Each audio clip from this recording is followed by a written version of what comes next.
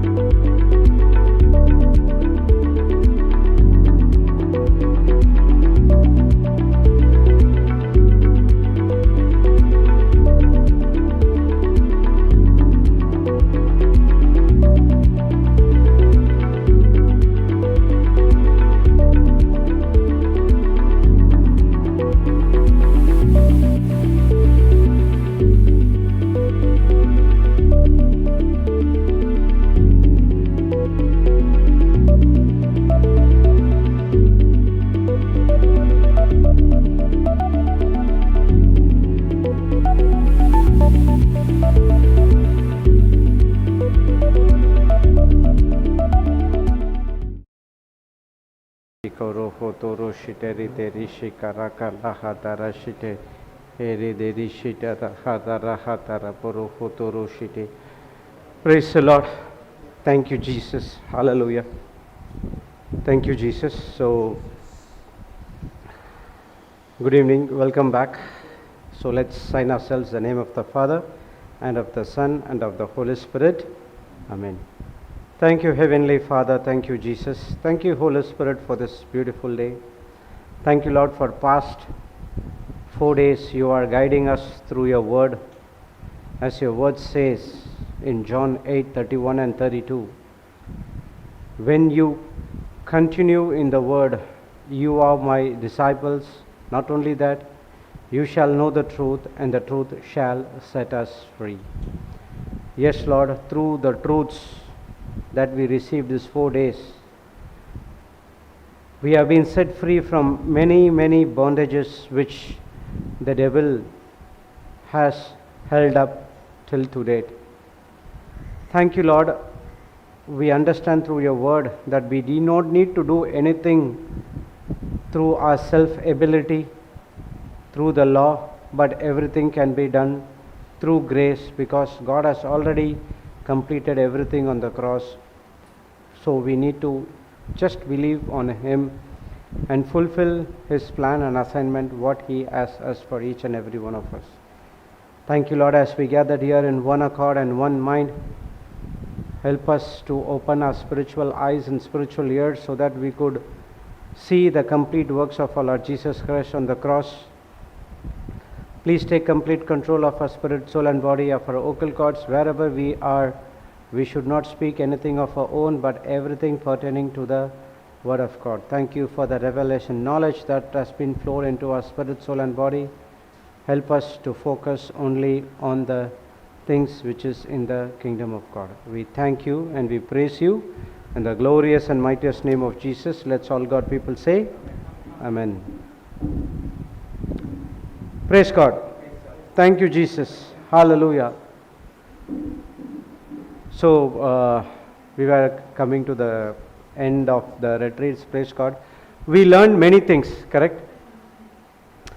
We learned how to lead by the Holy Spirit. We learned how to pray in tongues, how to use the Word of God in circumstances, how to be focused on joy when the trials and tribulations came against us. Praise God.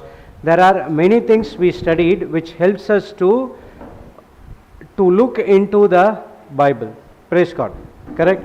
So the next what we are going to do is a person who is after becoming born again. Do you born again? Do you have doubt? Born again means accepting Jesus Christ as the Lord, God and Savior. Yesterday we saw that in 1 Peter 1:23, saying that a person can be born again through the incorruptible seed, that is the Word of God. And when we born again, we can enter into the kingdom of God. We can seek the kingdom of God, and we see everything from the spiritual perspective, not from the natural perspective. Praise God. All these things came when we became born again. Okay, and we also saw that after born again, the Spirit of God helps us to repentance.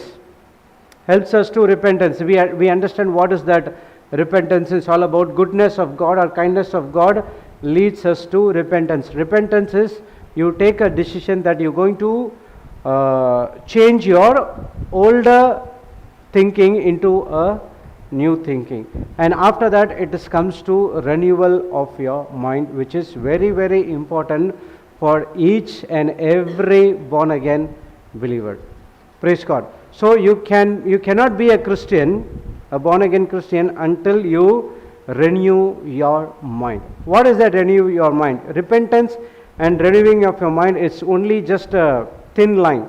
Repentance is taking a decision that you will not do the same old things again.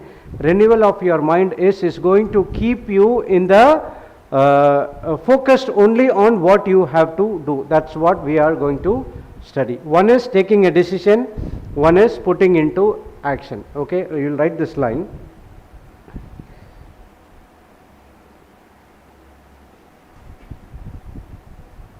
Renewal of mind means replacing the old way of thinking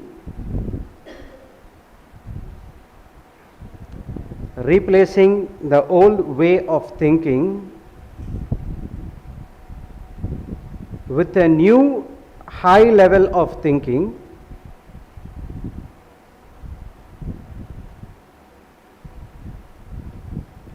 replacing the old way of thinking with a new high level of thinking,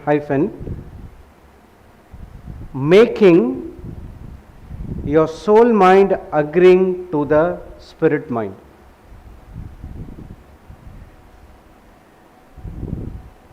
Making your soul mind agreeing to the spirit mind. Okay, we have two minds.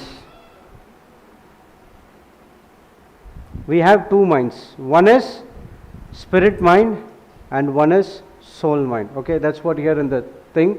So spirit has one mind, that is the mind of Christ, and the soul is your own mind. Okay, praise God. So renewal of your mind is going to, renewal means helping your soul mind is agreeing to the spirit mind. When we are born again, our spirit is one with our Lord Jesus Christ.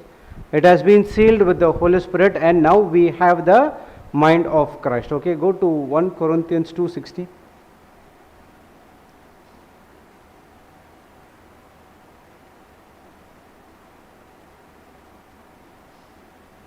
For who has known the mind and purpose of the Lord so as to instruct him? But we have the mind of Christ, to be guided by his thoughts and purposes. But we have the mind of Christ. What that mind of Christ is going to do? This mind is going to guide you by his thoughts and his purposes. So, as we in the initial session sister was talking about, each and everyone has a purpose. Okay, that purpose cannot come to pass, or you cannot discover those purpose until and unless you renew your mind. Praise God. Thank you, Jesus. All these days your soul mind were attracting to the senses, all the situations or the circumstances of this world. Now what we are going to do is, we are going to train our mind to agree to what the spirit mind, that is the mind of Christ, is going to say. This mind of Christ will be guiding by his thoughts and his purposes. Now your old way is, I have to do this, I have to go to mass. If I don't go to mass, God will punish me. If I don't do confession, my sins will not be forgiven. I do not know whether you had this thinking or not, but I had a lot of thinking in my mind. Okay, I used to go to mass because it said in the commandment, keep the Sabbath day and keep it holy. I went to mass not because of the love of God, I went to mass because of the law. I did confession because not believing on what God did for me. If I don't believe, if I do not do confession, God will not bless me. It is my older or lower level of thinking. Now when I came into the Word of God has instructed me to change my mind, to change my thinking according to, not to the world standard, but to the God standards, saying that everything has to be done by the love. Praise God. Now when I understood the word, now I am going to the mass, it's out of love. Praise God. Now initially I went to see the mass. Actually we should not see mass, we should participate in the mass. I did not know these things. I thought, okay, I have to go to the mass, I have to go to the mass, I have to go to the mass. The second thing which I am going to the mass is because my mom was torturing me. Sunday, you have to go to the mass, go to the mass. To avoid this torture, I used to go to the mass. Praise God. Otherwise, the entire day, she will be asking, did you go to the mass? If I say yes, tell me the reading. What is the reading? So, because of those things, I need to concentrate on what is, otherwise I will take a note also, this is what, this is what, this is what. But now when I fully transformed with the help of the Holy Spirit, when I understood this, everything I used to do out of love. That's what the fruit of the Holy Spirit, one of the first major important thing is love. When the Bible talks about love, this love, not the love we see in the world, but it is an agape love. The agape love is a sacrificial love, unconditional love, one-sided love, and this love is God's love towards the human mankind. Praise God. Thank you, Jesus. Hallelujah. Okay. Praise God. Thank you, Jesus. Hallelujah. It came in a different way. Okay. So, this transformation is going to help us to change our mind. Okay, it goes. Yeah. Praise God. Brother, you can catch it and put it out.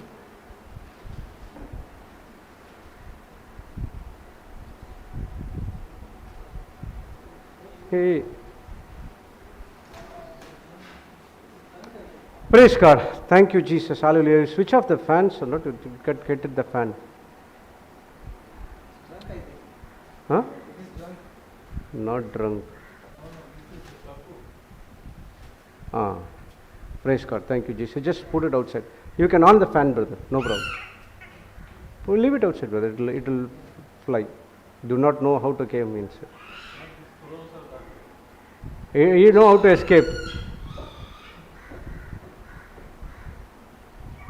You'll know how to escape. Praise God. Thank you, Jesus. Hallelujah. We saved a soul.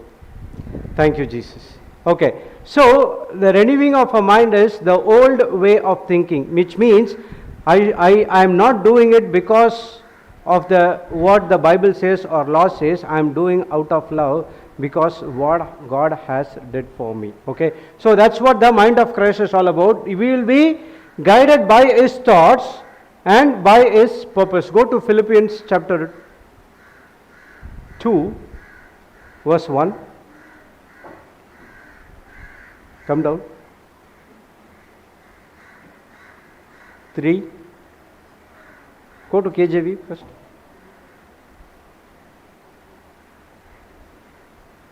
Okay, 5. Let this mind be in you, which was also in Christ Jesus. Okay, let this mind be in you, which is also in Christ Jesus. What is that mind of Christ? Okay, let's come down. Verse number 3 and 4. Let nothing done through strife or vainglory, but in the lowliness of mind, let each esteem other better than themselves. Look not every man on his own, but every man also on the things of others. Put this in NLT version.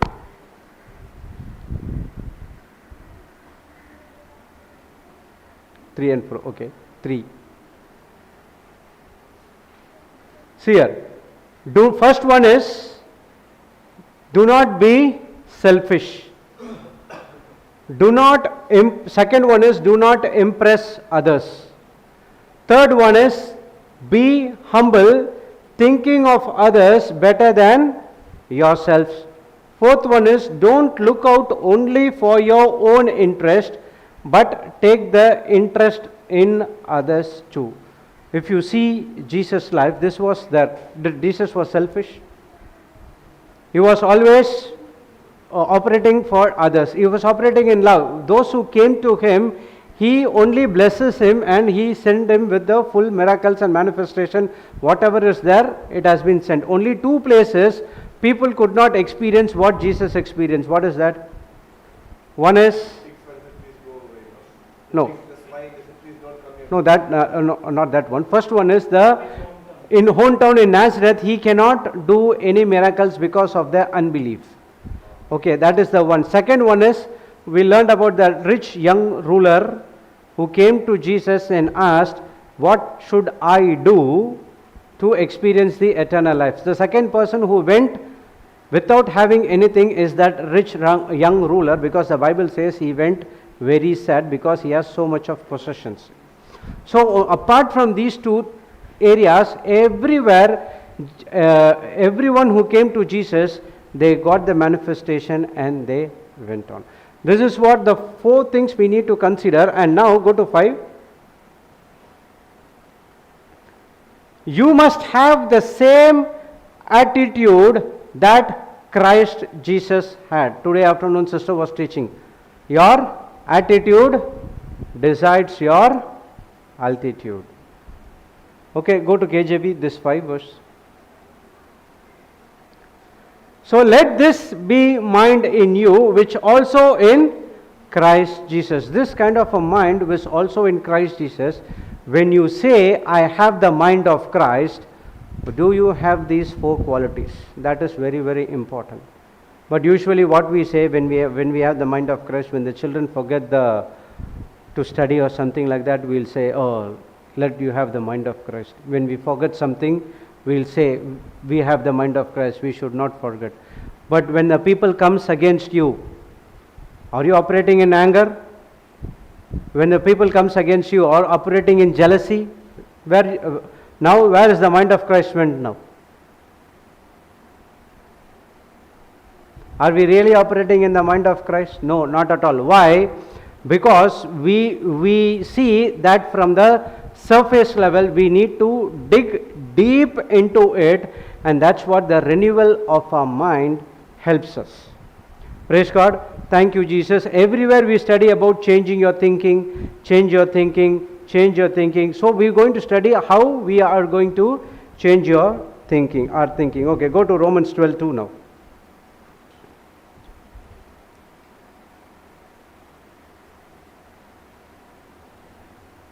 Okay. And not be conformed to this world, but you transformed by the renewing of your mind, that you may prove what is that good and acceptable and perfect will of God. Okay, you can know only the good and acceptable and perfect will of God only when your mind is transformed. Now this word called transformed, by the renewing of your mind. So you are going to transform from the old nature to the new nature, old way of thinking to the new way of thinking. Now everything what you do, now you do because of the agape love which is inside of you. If someone comes against you, instead of retaliating, you respond with love. This is what the mind of Christ is all about. You will be guided by His thoughts and His purposes. Sister was teaching about making a vision. Habakkuk 2:2, making a vision. Even I had a vision, selfish vision. Praise God. My vision was, I have to have a car, I have to have a bungalow, I have to have branded items, this and anything. But all these things, God is okay, He can give those things to me, it's not a problem. But those things are selfish needs. Am I using the word of God to bless others, or I'm using the word of God to benefit me, my old way of thinking? And when I understood that that's the wrong kind of a vision which I made, then I made a vision saying that, Lord, I want to be in the kingdom of God. I want to preach and teach and share the word of God like Papa Johnson or Sister Jocelyn or the entire JCILM team members who were before. Praise God. Thank you, Jesus. Now my vision was entirely changed, and the vision came to pass as well. So when it happened, it not happened all of a sudden. When the pandemic came, that's the time my mind got renewed from the old level of thinking to the new level of thinking. Praise God. Thank you, Jesus. Hallelujah. So the Bible is teaching not be conformed to this world. Put in other translation, compare. Do not be conformed of this world any longer with its superficial values and customs. Okay, do not be conformed. Don't take shape of this world. So is the world so dangerous? The world is so dangerous or not? Because the Bible is asking us, don't take the shape of this world any longer with its superficial values and customs. Go to 1 John 2:16, KJV.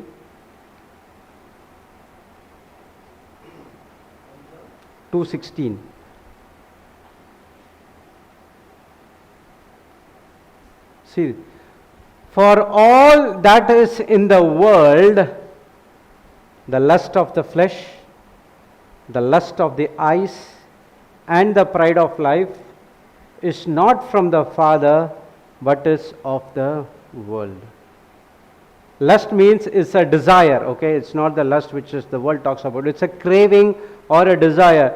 So in the world, what is there? Desire of the flesh, the desires of the eyes, and the pride of life, which all these three is not from the Father, but is of the world. Okay, now we need to understand, in the Bible, there are two types the world has been what to say, addressed. Okay, first, this world is not talking about the created world. Okay, this world is talking about the value system which the man brought into this planet earth using his culture around them. For example, have you heard about people saying don't cut your nails after 6 o'clock? You not, I've heard lot of times. Don't cut your hair on Fridays and Tuesdays. You heard it or not? I've heard it many times. Because you are in Australia, might not be. Praise God. In down south in our Tamil Nadu and all, do you have this kind of traditions?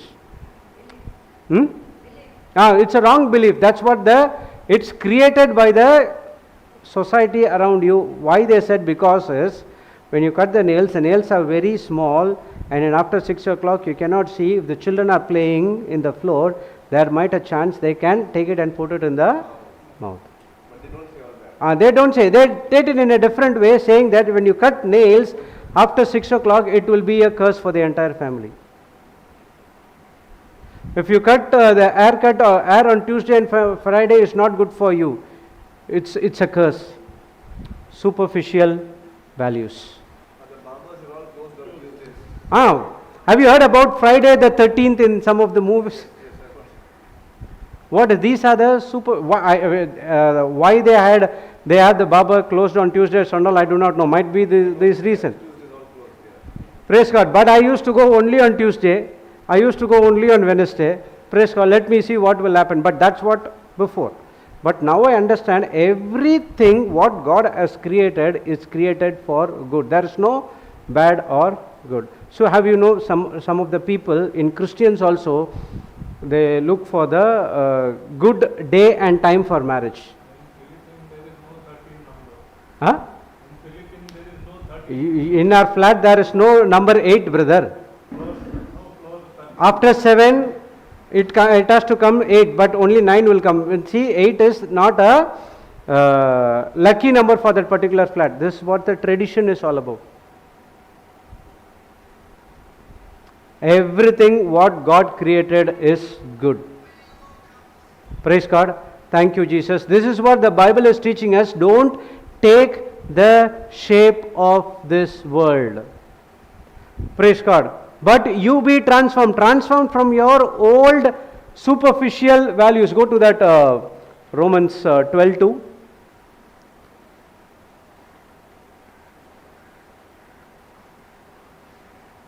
Put to AMP or AMPC.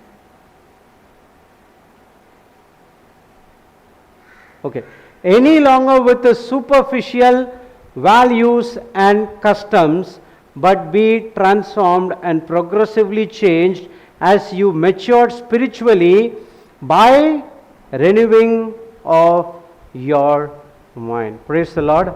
Thank you, Jesus. Hallelujah. Just write this line.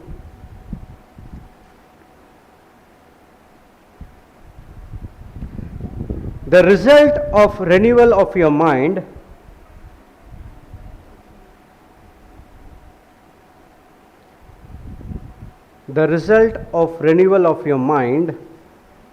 through the Word of God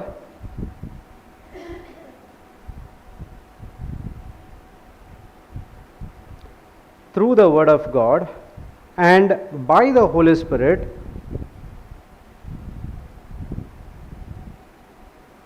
the result of renewal of your mind through the Word of God and by the Holy Spirit results in transformation.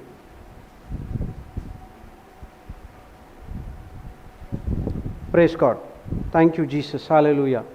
Okay, so you wrote it right.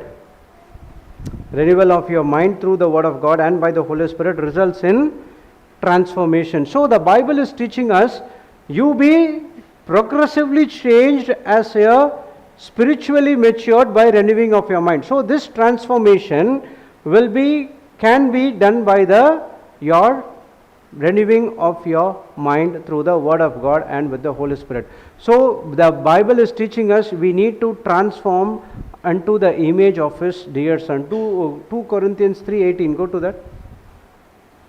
Go to 318. Little bit zoom in, brother.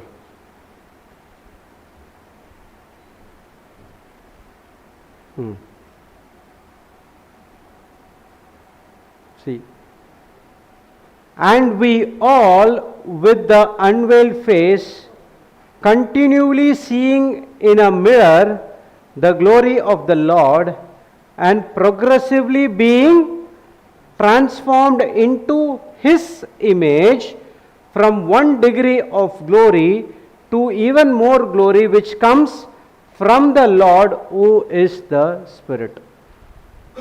So the Bible is what? The Bible is asking us to transform into the transform into His image. All these days we were transforming according to what the world says. Okay, so the Bible is teaching us, no, don't go according to the worldly standard, but come into the godly standard. That's what it's saying. And we with the unveiled face. Okay, go before that, 2 Corinthians 4:4.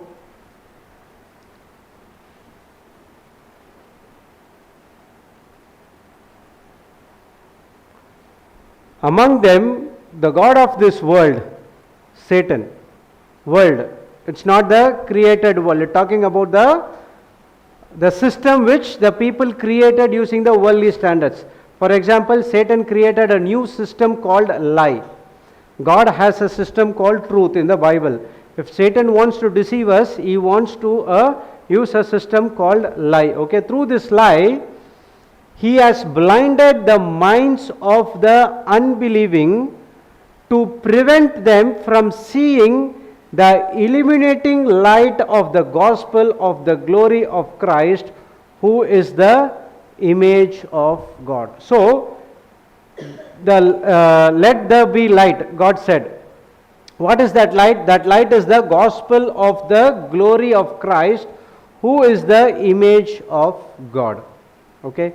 Now, this God of this world called Satan has blinded the minds of the unbelievers using a system called lie, because when a person comes and understands the truth, he will not keep that person under the bondage. Now what happens? He will be immediately transformed to the image of his Son, our Lord Jesus Christ. Right? All these days our minds has been blinded. You go to the wedding, right? And they have the veil in front of them, and they have a sermon. I do not know. I have seen to the movies. The father will catch a hold of the bridegroom. Huh?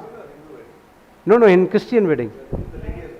The veil, and in front of them they'll remove the veil or something like that. So the same thing. Our eyes, our spiritual eyes, has been blinded by the world system called lie. Praise God. When you come into the Word of God, when you understand the Word, when you get into the Word, now you are getting to know so many truths, and now little by little, your veil is removed. Now go to the 3:18, 2 Corinthians 3:18. Now, and we all with unveiled face. Now the veil has been removed. The lie has been removed. Now, continually seeing as in a mirror the glory of the Lord. Okay, this mirror, every day you go and see in the mirror, right? Yes or no? What do you see in the mirror? Do you see yourself? You see the reflection. So you cannot see, because the eyes cannot come and pop out and turn and see. Okay, you see your reflection in your mirror. Praise God. So in the same way, this mirror, a spiritual mirror, is the Bible. Continually seeing as in a mirror. How you see in a mirror? You see your face when you open the Bible and you start reading the Bible, studying the Bible, you will know who you are in Christ Jesus. I am the righteousness of God in Christ. I am the Son of God. I am the child of God. I am the daughter of God. I am the light of the world. I am the salt of the earth. All these things you came to know only when you study this mirror. Put in some other translation, AMPC or something. Go to compare.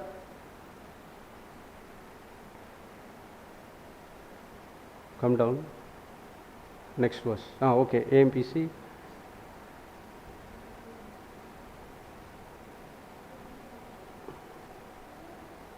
Okay. And all of us with the unveiled face, because we continue to behold in the Word of God as in a mirror the glory of the Lord.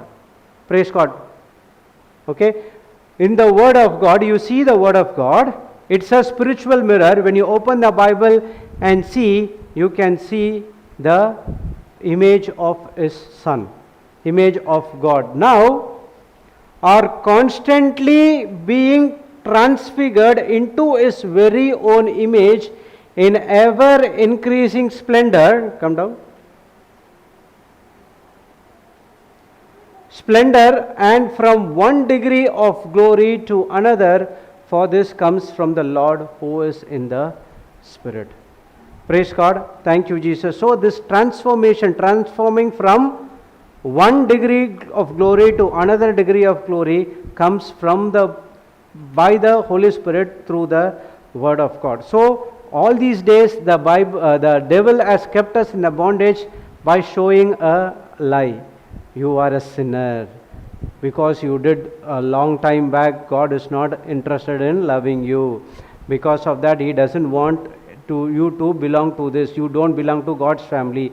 These are the lie. Because there was a delay in a manifestation, we go and believe what the lie was. We go and believe the lie. But whereas when you come into the Word, daily you sit and study the Word, when you go deeper and deeper and deeper and deeper, you continue it in the same thing again and again and again. Now you automatically transformed into the image of His dear Son. That's what the Bible is talking us. We have been created in the likeness and image of God. We are not God, but we are created like God. So how we are going to transform like God? Only when you see in the spiritual mirror called Bible. In the Bible, Ephesians 5:1 says that you have to be the imitators of God. Ephesians 5:1. How can you imitate God? Okay, how can you imitate a person in the world? You have to, for example, at one point of time, people were imitating Michael Jackson. The same moves, same moonwalk, this walk, that walk, every walk. What they do? They exactly they watch it from the top to bottom, what he was doing, and they start to imitate those things. Now the Bible also says that, be you therefore, amplified. Therefore, become imitators of God, copy Him and follow His example as well-beloved children imitate their Father. So how we are going to imitate our God? Only when you spend time with Him, reading and studying everything of His character and everything. And now when you study and again and again and again, automatically your mind is renewed, and now whatever you're going to do, the Holy Spirit will come and help you to do according to the Word of God. Praise the Lord. Thank you, Jesus. Hallelujah. So we need to transform. Now go to Romans 12:2 again.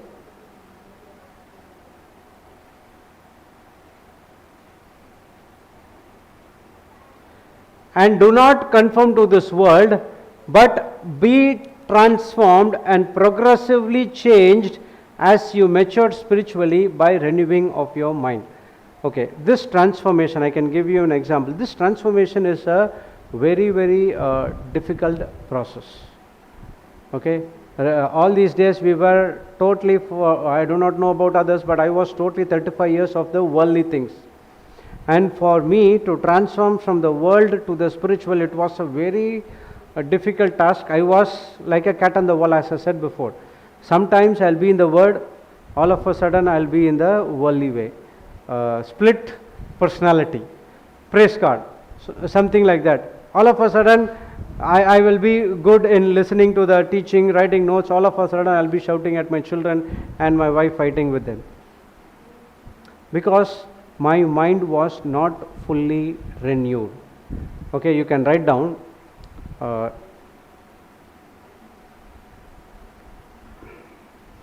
Thank you, Holy Spirit. if you don't renew your mind,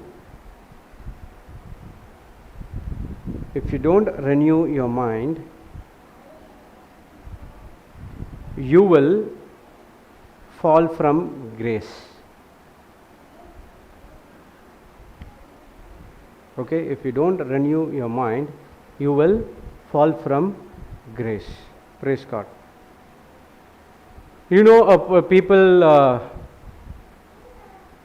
they come to the retreat center, they come and do everything, praise God, and after some period of time, the life was so beautiful, supernatural, everything goes fine, and after 6 months or 1 year, the same person comes to the retreat but with a different problem or the same problem.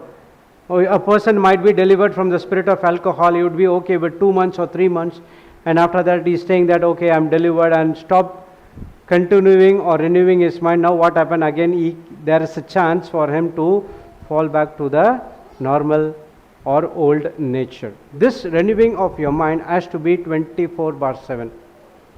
Every minute, every second, every millisecond, every second, every hour and every day. 24/7 it has to be done, because the devil is putting a fiery darts against us every second. To stop those fiery darts, what we have to do is we have to keep renewing our mind. What happens if your heart doesn't pump for 5 seconds, 5 minutes? That's it, done. The blood will not be going to the important part, and the person can, anything can happen. So in the same way, if you stop renewing your mind, you will fall from grace. Whatever we have seen over here, which has been manifested in your life, and when you come to a position, I got everything, now I don't need the word of God. When you make that decision, you stop renewing your mind, and the next moment you will fall from grace. Praise God. Thank you, Jesus. Hallelujah. This transformation I can explain you. Have you heard about eagle's story? Eagle's transformation. On an average, an eagle can live up to 30-35 years. Okay, but this eagle can even live up to another 35 to 40 years once it ready to transform its life. Okay, at the age of 35, what will happen is the beak will grow like this. It will not be sharp as it was before. The talons will be very sharp, and it will be like this. Nails were growing, and it could not collect the prey and everything like that. The feathers will have extra feathers, and it cannot fly as fast as it can. So that eagle has to make one decision. Either he can go on the top of the cliff and he can fall down and die, or it can transform his life. Okay, what does this eagle does is, he will go and top and sit to the mountain, and he will break the beak by hitting in the rock. Okay, and he'll wait for the beak to grow sharp for some time, and after that what will that do is, it will pluck the talons and wait the talons to grow. During this time, it will also uses the beak to pluck the unwanted feathers, and this take 5 months, 150 days for the eagle to go through this process. And once this is done, the eagle will take another flight for next 35 years. It can live just like that.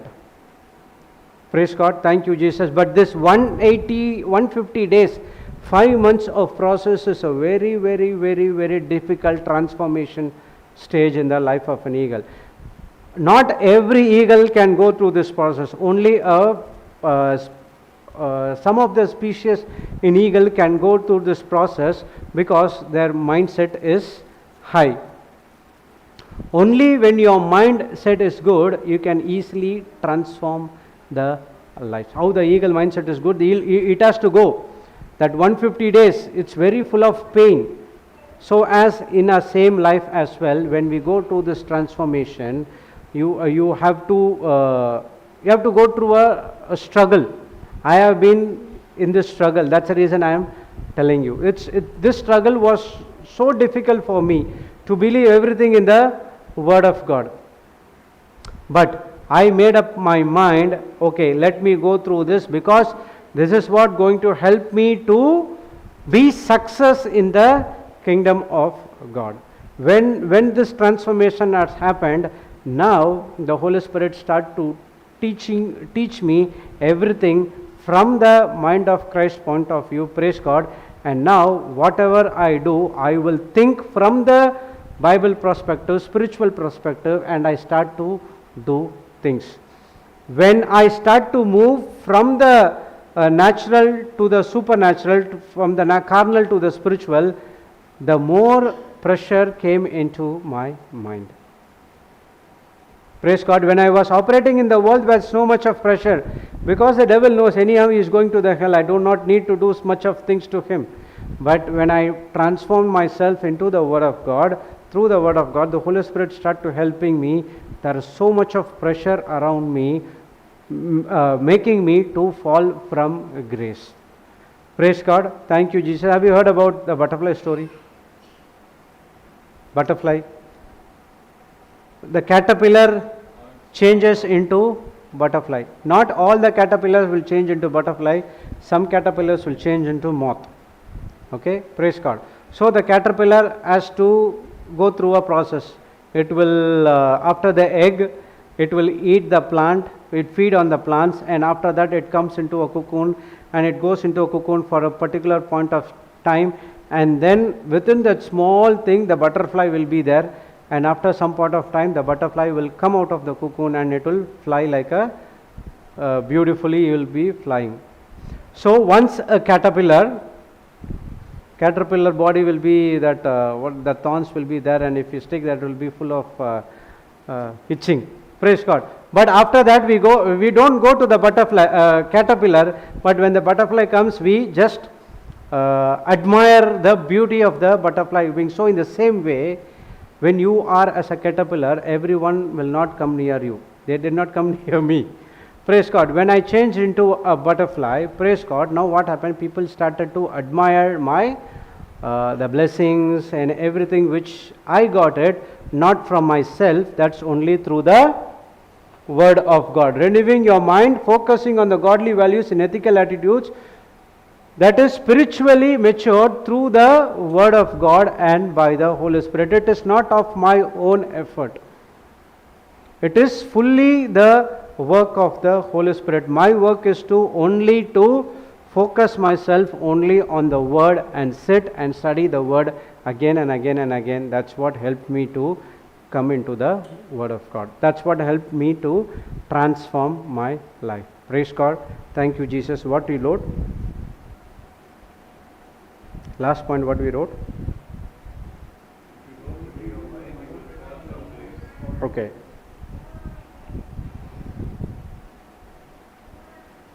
Praise God. Thank you, Jesus. So, this transformation, how the Word of God helped me, I have put down some points. That's what we are going to discuss. How it helped me to transform my life from the natural to the spiritual.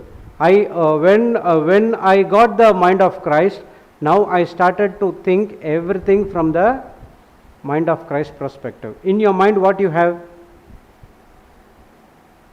3 department in your mind? No. 3 department. Thinking, choosing, and feeling. Okay, when you have the mind of Christ, you have to think like Jesus. When you have the mind of Christ, you have to choose like Jesus. When you have the mind of Christ, you have to have, you should have the feeling, but the feeling and emotion should be under your control. Praise God. Thank you, Jesus. But what we do, just check your life. Are we choosing the life which God? If we choose something, for example, I choose the bad way. Whenever I go out into the pubs, I see and I get into the pubs and I drink a lot. Even though I don't have money, I use the credit cards. So is that the life what Jesus is choosing? So after a particular point of time, even though I could see the bars and pubs everywhere there, but still, because I have the mind of Christ, because the Holy Spirit inside of me, because I'm constantly renewing renewing my mind again and again and again, that renewal of my mind stops me to enter into the kingdom of darkness. Go to Titus 2:11.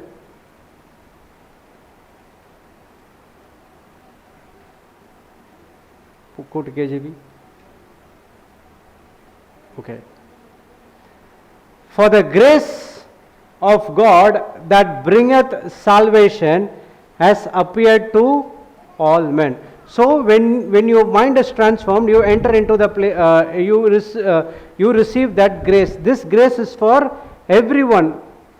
For the grace of God that bringeth salvation has appeared to all men. Next verse 12. Fully.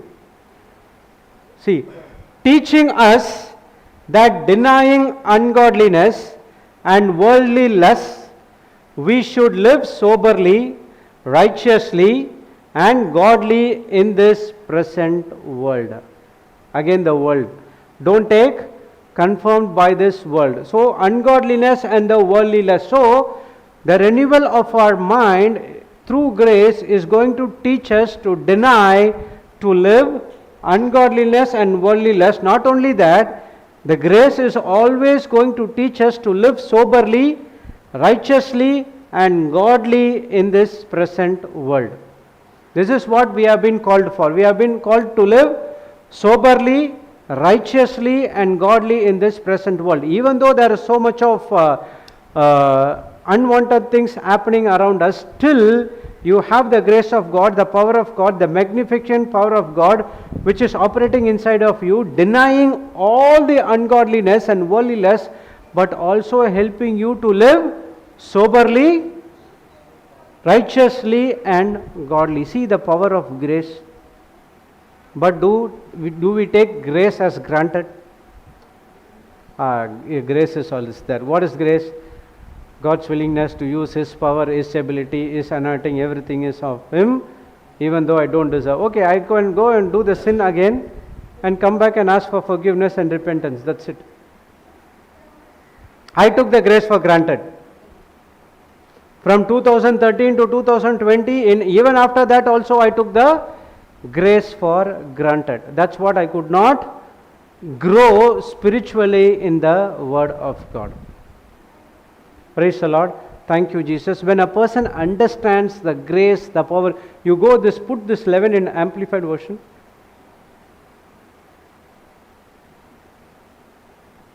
See here. For the remarkable undeserved grace of God that brings salvation has appeared to all men.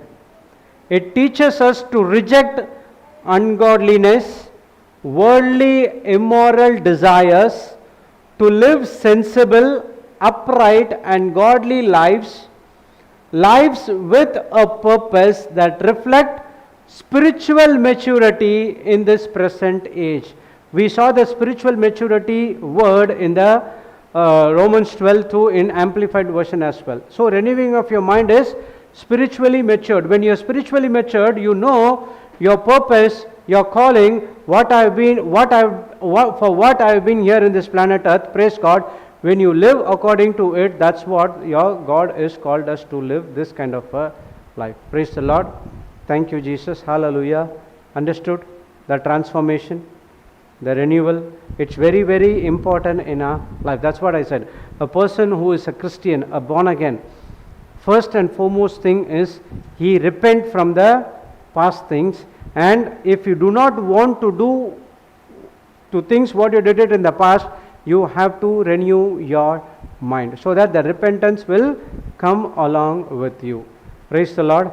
Thank you, Jesus. Hallelujah. Okay, according to me, I took 3 steps which helped me to renew my mind. Okay, first one, we need to set our mind on things high.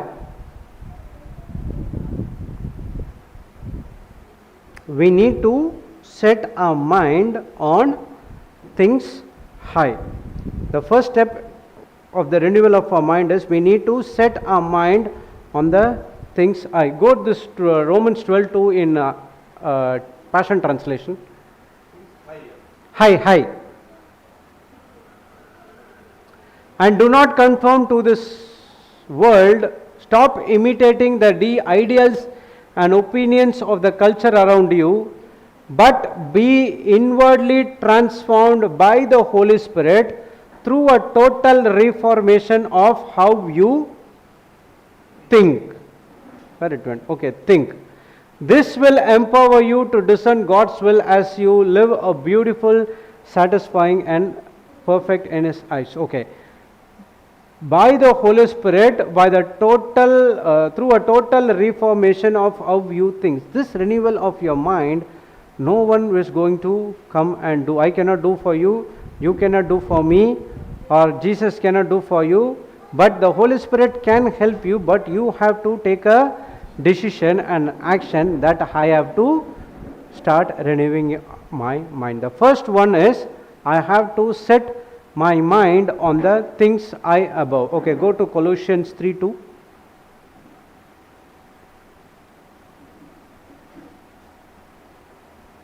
Okay, leave it.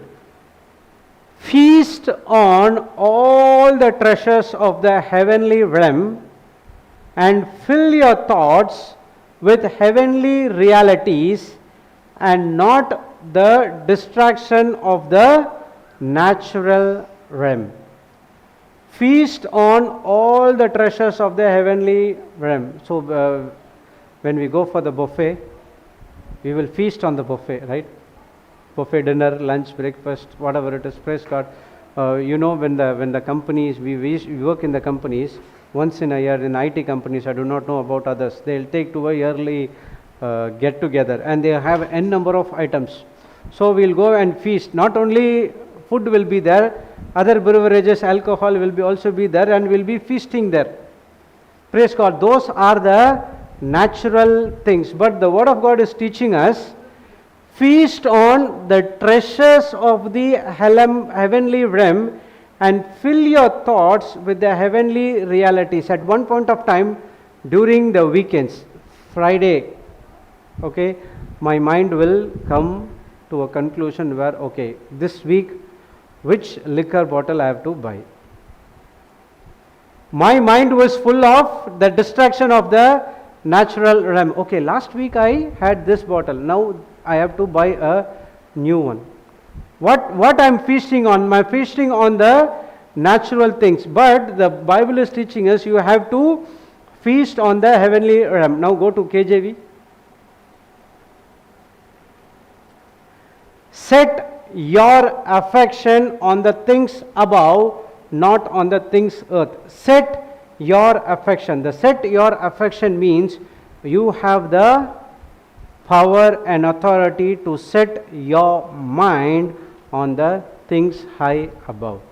What are these things high above? That is also there in the scripture. Go to Philippians 2:8. Everything is in there in the scripture. That's what I said. Today morning I give you a line, right?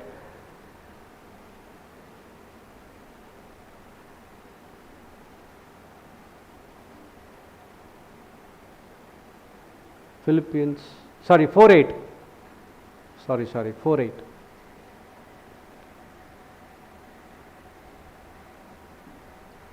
Finally, brethren, whatsoever things are true, whatsoever things are honest, whatsoever things are just, whatsoever things are pure, whatsoever things are lovely, whatsoever things are of good report, if there be any virtue, if there be any praise, pray on these things.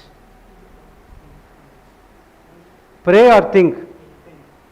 Colossians 3:2, what we learned? Set your affection on the things high above. So these are the 8 things which is high above. What is that? True, honest, just, pure, lovely, good report, virtue, and any praise. Think on these things. Okay, good report. Go to Numbers chapter 13.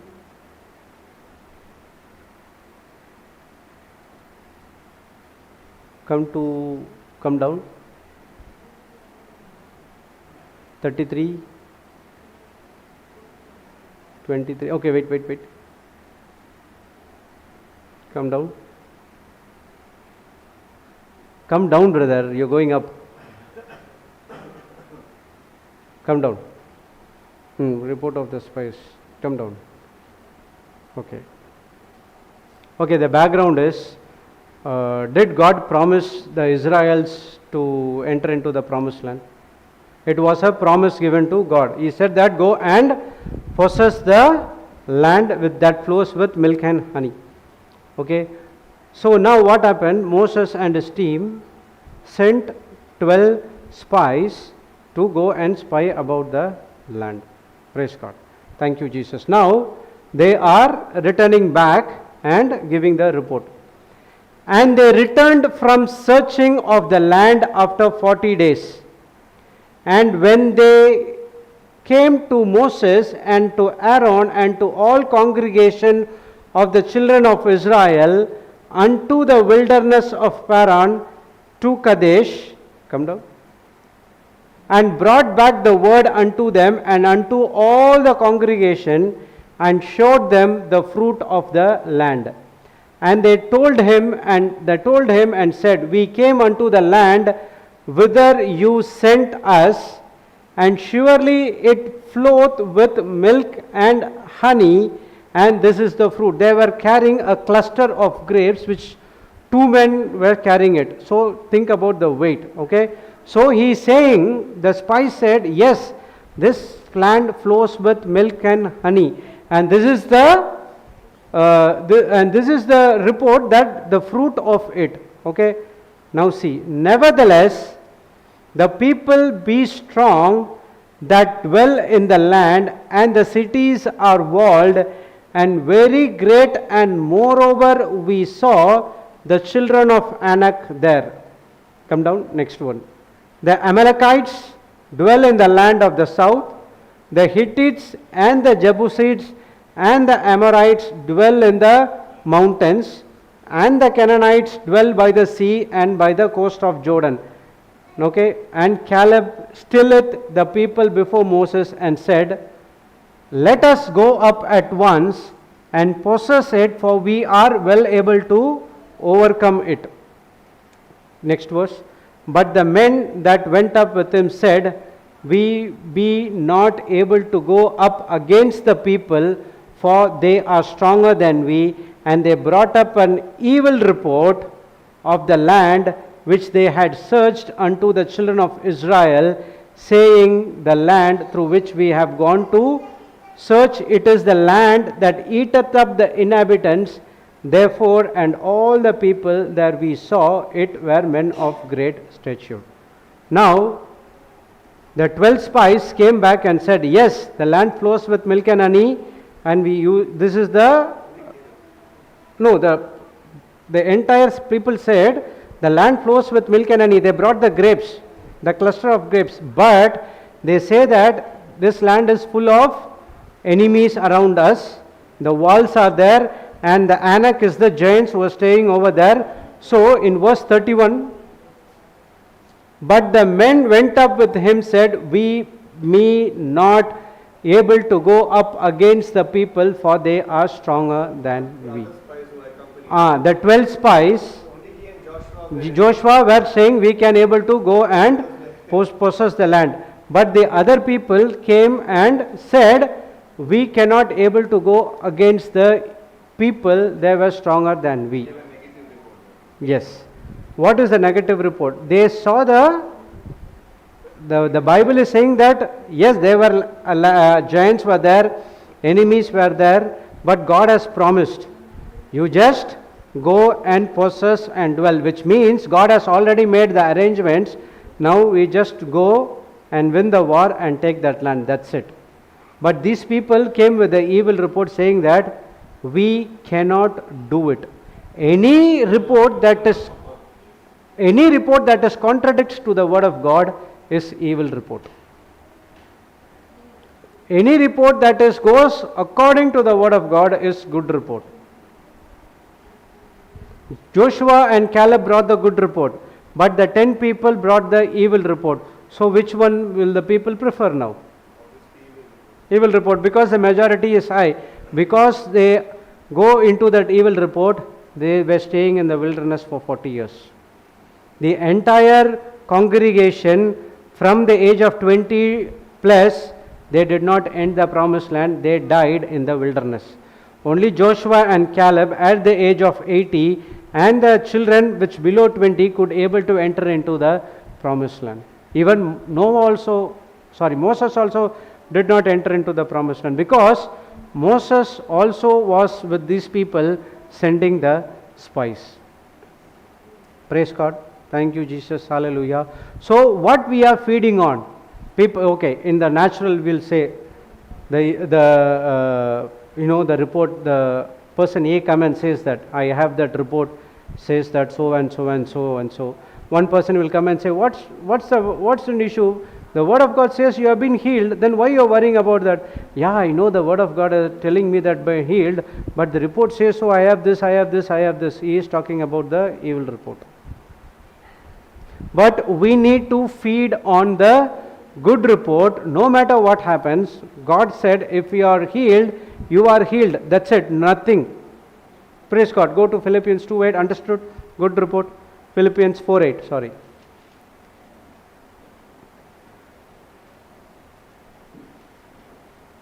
Okay. So you have to think on the things which are true, think on the things which are honest, think on the things which are just, think on the things which is pure, think on the things which is lovely, think on the things which of good report and virtue and praise. These are the, you need to set your mind on the things high above. Praise God. Thank you, Jesus. Hallelujah. So this is what you have to focus. Your thinking has to satisfy all the 8 points. If it doesn't satisfy all the 8 points, stop thinking about those things. Praise God. Okay.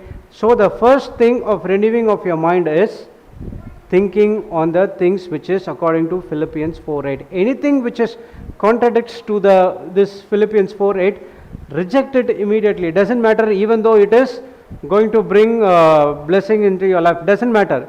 You reject it. Praise God. Understood? This is the first thing helped me to focus on renewing my mind. The second one, encourage yourself always in the Word of God.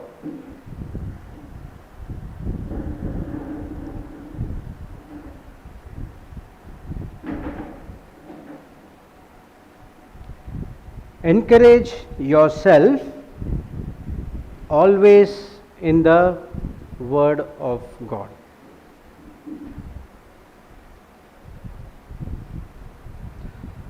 When today Brother Jude was teaching about in the morning, yesterday he was teaching about how to have joy in the midst of the trials. Correct? Is it easy for us to have a joy in the midst of the trials? When the situation is against you, for example, if you are in a family, everyone including your wife, children, mother, mother-in-law, father, father-in-law, brother, sister, everyone is against you, what will come into your mind? Pressure, oppression, depression. You might think that you might end your life as well. When I was not having job for 6 months to 1 year, I do not know what I am going to do. I have to feed my family. So there was so much of pressure where the pressure in such a way that I have a thoughts that either I can go and suicide as well. Praise God. Why? Because I stopped renewing my mind. When you stop renewing your mind, you cannot experience the joy. What is joy? Knowing the end result in the beginning, which means God always talks about the end result in the beginning. For example, we'll take this incident. God spoke the end result in the beginning. What is the end result? You go and take the land. End result. Did he said you have to do this, you have to do this, you have to do this? He never said that. When a person enters, then God gives you the instruction. When the walls of Jericho, it is very strong, and we heard that the breadth of the wall is 2 chariots can go simultaneously there. Praise God, it's so much of strong, and it is very difficult for a person to breach that wall. Correct? But how did Joshua and his team breach that wall? It looks like foolish for the king. It looks like foolish. He was laughing from the top. What is doing? What is doing? But did Joshua and team followed the instructions carefully?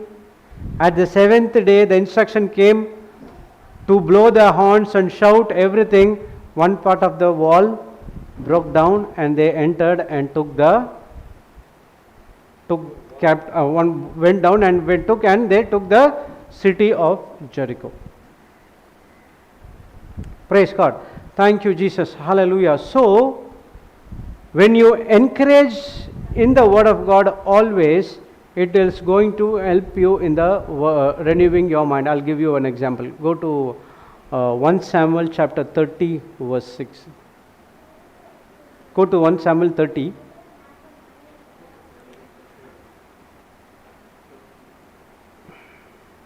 No. Verse 1 onwards. Okay. And it came to pass, when David and his men came to Ziklag on the 3rd day, that the Amalekites had invaded the south and the Ziklag, and smitten Ziklag and burned it with the fire, and had taken the women captives, and were therein they slew not any, either great or small, but carried them away and went on the way. So David and his men came to the city, and behold, it was burned with fire, and their wives and their sons and their daughters were taken captives. So the Amalekites invaded some of the area, which includes the Ziklag as well. They came, this where the David and his men were staying, because they want to hide from King Saul, because King Saul was trying to kill him. Okay, he was hiding in the Ziklag, which is round about a desert. Praise God. And they built the city over there. When the Amalekites invaded, they came to that Ziklag, they burnt everything. Not only burnt, they took the wives, children, wife, children, and everything under the captive, and they took away. They do not know where they went. Okay. Then David and the people were with him lifted up their voice and wept until they had no more power to weep. They cried and they cried and they cried and they cried and they cried. Now they don't have energy to cry again. Okay, now see what happened. And David 2 wives were taken captives, and go to 6. And David was greatly distressed, for the people spoke of stoning him, because the soul of the people was grieved, every man for his sons, for his daughters, for his sons and his daughters. Now the entire congregation is there, and they were speaking to stone David. Who is David?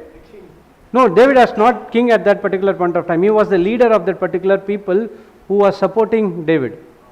He just came out of Saul, because Saul was trying to kill him. So he came, he was a leader. Okay. And the congregation of Israel doesn't think twice to stone the leader. That doesn't matter what's going to happen after that. Their mindset is, they were so distressed about their sons and daughters and their wife. Now everything is because of this David, because David called to go and support Philistine. They went to support Philistines. Okay, but the Philistines sent back, we don't need your thing. So he went back. Because of this thing, these Amalekites came and took and went out. So they would have speaking, see, because of this David said, we went with him. Now see what happened. Let's come and stone him. If you would be in that particular place, what you will do? If it would have been, I would have been run from that place. Doesn't matter where my wife or my children, doesn't matter, I'll run from that place because my life is very important to me. Correct? Praise God. But see what David did.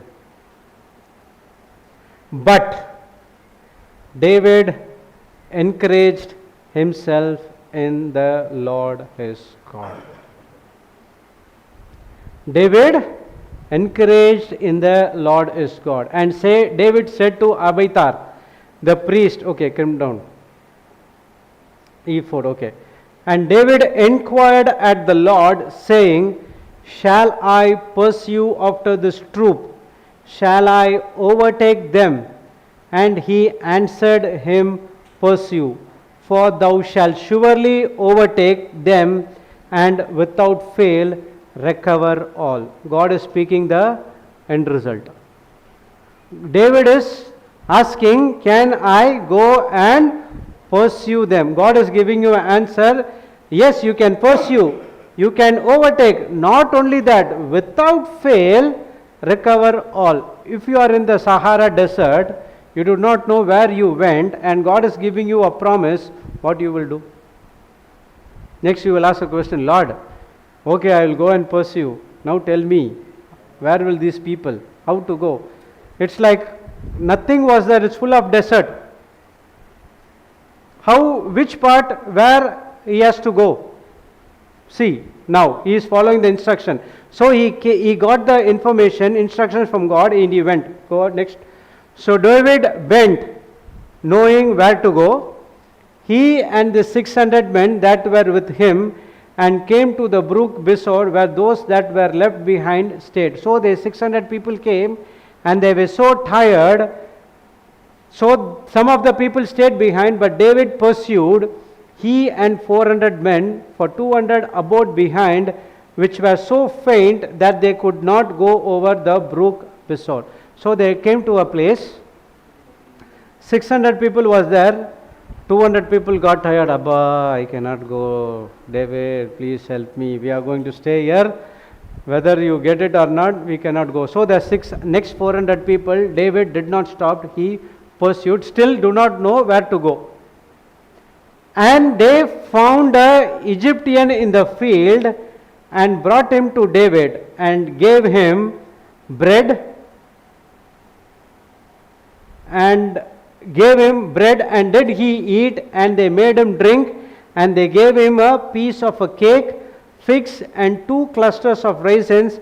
And when he had eaten, his spirit came back to him, for he had eaten no bread nor drunk any water 3 days and 3 nights. So there was when they were going, they saw a Egyptian.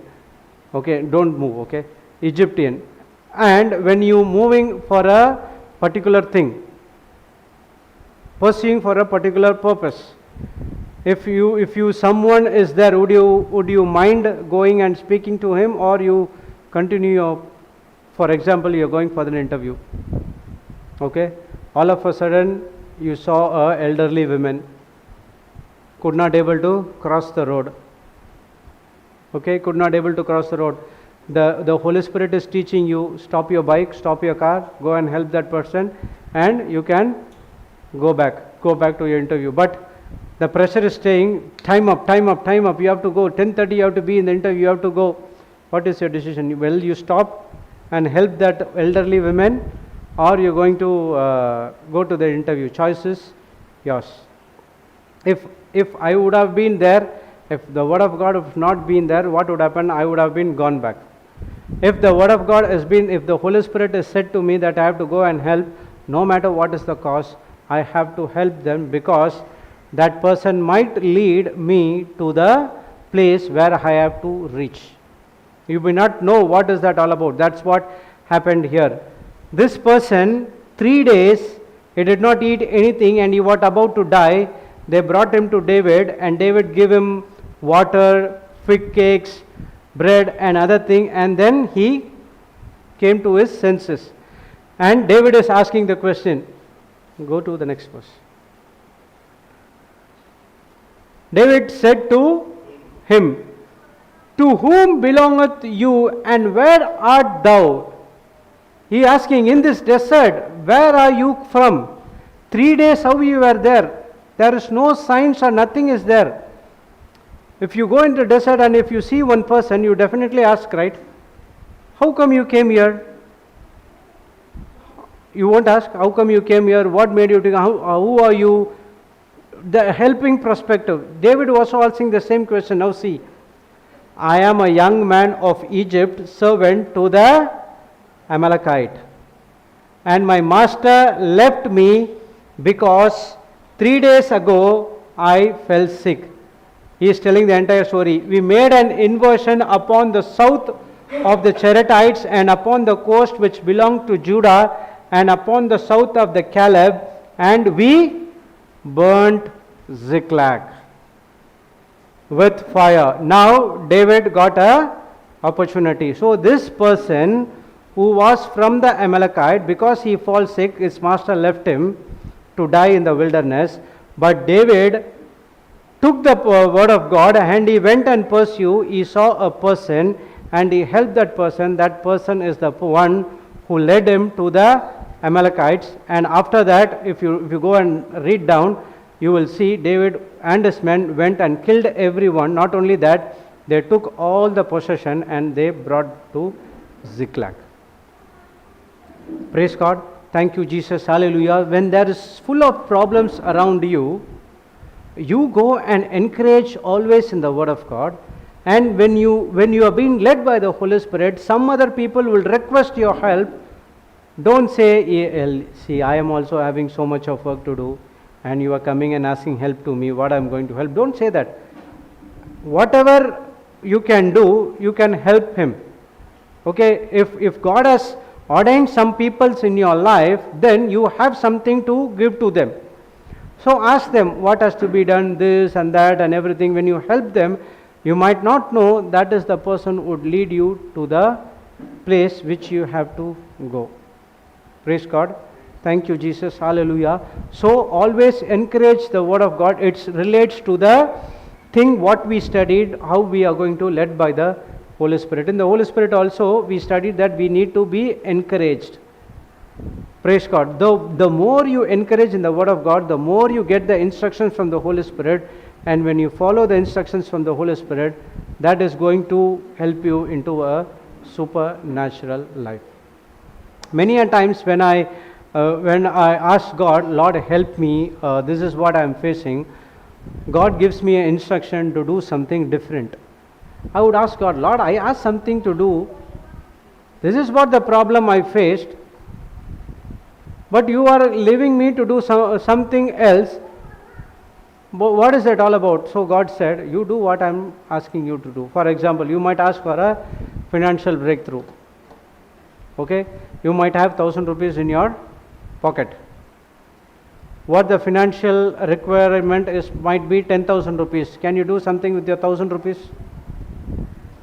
So you go and ask God, Lord, can you help me because I need 10,000 rupees? So the God will tell you, there is a person standing outside. You go and empty your pocket over there. So you can ask God, Lord, I have only 1,000 rupees. I have to feed my family. So you want me to give the 1,000 rupees? You will not get any answer. The instructions will come. You go and sow that 1,000 rupees into that person's life. God wants to bless you. Unless and until you sow, He cannot bless you. The sowing can be money. The sowing can be time. The sowing can be anything of God resources which has God given to you. You can use it for others. So when you go and bless Him, God which already ordained you to bless you, that person will come and bless your 10,000 rupees. Praise God. Thank you, Jesus. Hallelujah. So in the renewing of your mind, the instructions has to be followed clearly. Okay. The final one, the third one helped me a lot to renew my mind is praying and speaking in tongues. Praying and speaking in tongues. First is set your mind on the things high above. Second one is always encourage yourself in the Word of God even though the situation is against you. Third one is praying in tongues. So we have learned many things about praying in tongues, correct? There are a lot of benefits praying in tongues. We will see one of the scripture. Go to Romans 8:26.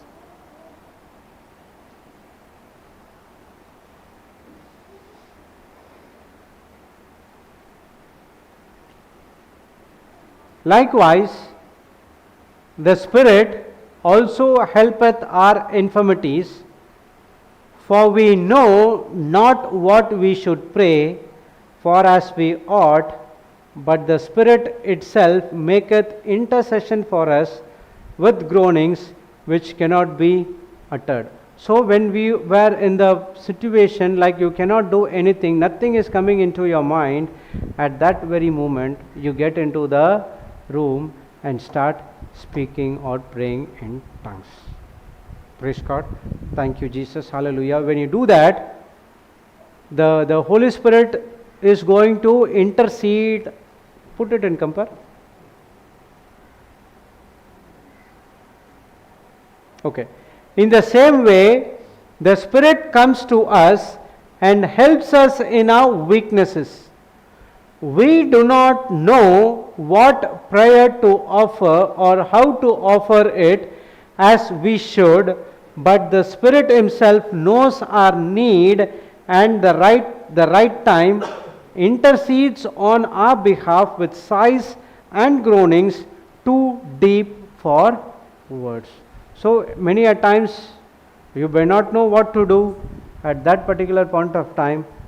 You start praying in tongues or speaking in tongues. After praying or speaking in tongues, spend some time with the Holy Spirit. Okay, immediately don't come out. Spend some time with the Holy Spirit, praise God, and now the Holy Spirit is going to teach you and He'll give you the instructions what you have to follow. You do this whenever you face any situation, any difficult problems in your life. Your mind is full of corruption, worry, many things were happening in your life. What will happen when you start praying or speaking in tongues? The Holy Spirit will put a remembrance of what you studied, and when that comes into your mind, when you follow the instruction, it will lead you to the supernatural manifestation in your life. Praise the Lord. Thank you, Jesus. Hallelujah. Again, go back to Romans 12:2.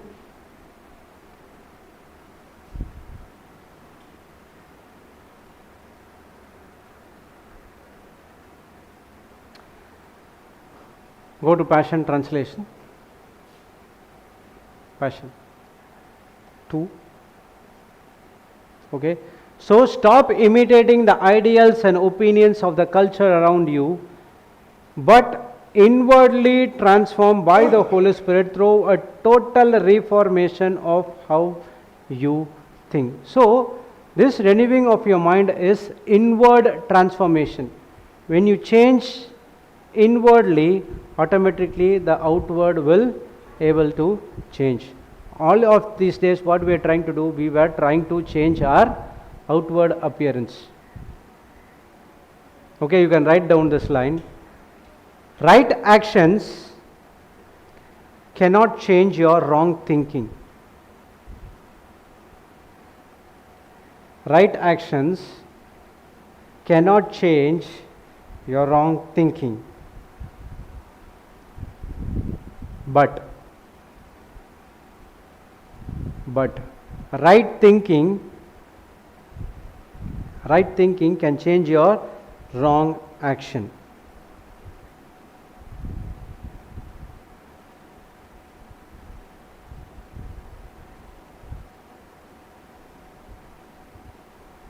Right actions cannot change your wrong thinking. All these days what we were trying to do, we were trying to change our outer appearance using the right action.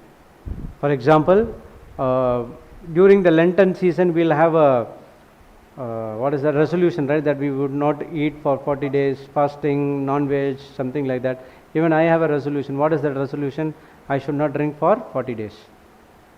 That is my resolution. So I do not have anything, but I try to change my action. You know how long it lasted for? Ash Wednesday started and it ended in Friday, the preceding Friday. Because I was changing my actions, what I was thinking, I should not drink, I should not drink, I should not drink, I should not drink, I should not drink. At the end of the day, I went and drank. I ended my fast, started on Ash Wednesday, ended on the immediate first Friday of the Lent. But whereas when I started to change my thinking using the Word of God, praise God, it's almost 2013, it's almost 2023. 10 years passed, I have not even tasted a single sip in my life. Even I do not have that cravings to go and have a sip of alcohol. How? I changed my thinking. When I changed my thinking, right thinking, I can stop the wrong actions. What we wrote, right actions cannot change your wrong thinking, but right thinking can change your wrong actions. Praise God. Thank you, Jesus. Hallelujah. So, when I get into the Word of God, initially my friends used to come and call me for go for drinks, parties and other things. When I get into the Word, when I started to spend time in the Word, believe me, you have to believe because you are believers, people who are having this kind of thinking did not come and call me for drinking at all. So I focusing again and again and again, I do not have that cravings to drink. That's what scripture says, seek you my kingdom and my righteousness. All other things will be added unto you. So I want these things to be stopped. I understood that, okay, drinking alcohol is not right according to the Word of God. But I cannot leave that or stop it through my own effort, but I can able to do it through the Word of God. When I studied the Word of God again and again and again, I can say that alcohol did not left me. I did not leave alcohol, alcohol left me. So that's what this renewing of your mind. So the Holy Spirit will help you total reformation of how you think. Okay, when this everything is happened, now you will discern God's will in your life. What is that? God's will to live a beautiful life, satisfying life, and perfect in His eyes. We have been called to live a beautiful, satisfying, and perfect life in the eyes of God that comes only by renewal of your mind. Praise God.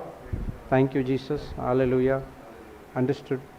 Any questions? So the renewal of your mind is very, very, very, very important in our Christian life. Praise God. Thank you, Jesus. Any questions? Yeah, that is what very important. Practice makes a person perfect. Constantly, consistently, you have to do this again and again. Okay, in praying in tongues also, you have to do constantly every day. Then only you will able to do it regularly. You cannot say that, okay, today I did 2 days leave, after 3 days I'll do. Within this 2 days your mind will be corrupted. That's what. In this renewal is 24/7. You have to encourage always in the Word of God. Praise God. Whatever we taught over here, it's a theoretical knowledge. It's based on my experience. My experience will not be same as yours. Yours will, Holy Spirit will teach you in a different way. Praise God. Thank you, Jesus. Hallelujah. The more you practice, the more will you get the revelation from the Holy Spirit. Praise God. Thank you, Jesus. Okay, let's close our eyes. Thank you, Heavenly Father. Thank you, Jesus. Thank you, Holy Spirit, for this beautiful session. Thank you, Lord. You spoke through our vocal cords. You made all these teachings very simple and easy for us to understand. The important part of our life, that is to renew our mind. Lord, we understood how important is that renewing our mind through the Word of God with the help of the Holy Spirit, because it helps us to transform the way how we think according to the mind of Christ. The Bible says we have the mind of Christ, but we do not operate through His mind because our mind is not being renewed according to the Word of God. Now, Lord, thank you for teaching us the steps, the instructions, how to helping us to renew our mind using the Word of God. Now, help us to put into practice whatever we have learned over here. And when we practice it again and again and again, that's where we're going to see operating from the mind of Christ in our everyday life. Thank you, Holy Spirit, for being an important part in our life. We believe that down the line, going forward, we trust in you, helping us to fulfill the desires, the beautiful, the satisfying life that we need to live in the eyes of God is only through you. We thank you and we praise you in the glorious and mightiest name of Jesus. Let's all God people say amen, amen and amen. Let's give a big hand to our Lord Jesus Christ. Praise God. Thank you, Jesus. Okay, we'll have a short break and we'll be back for another short session. Okay? Praise God. Thank you, Jesus.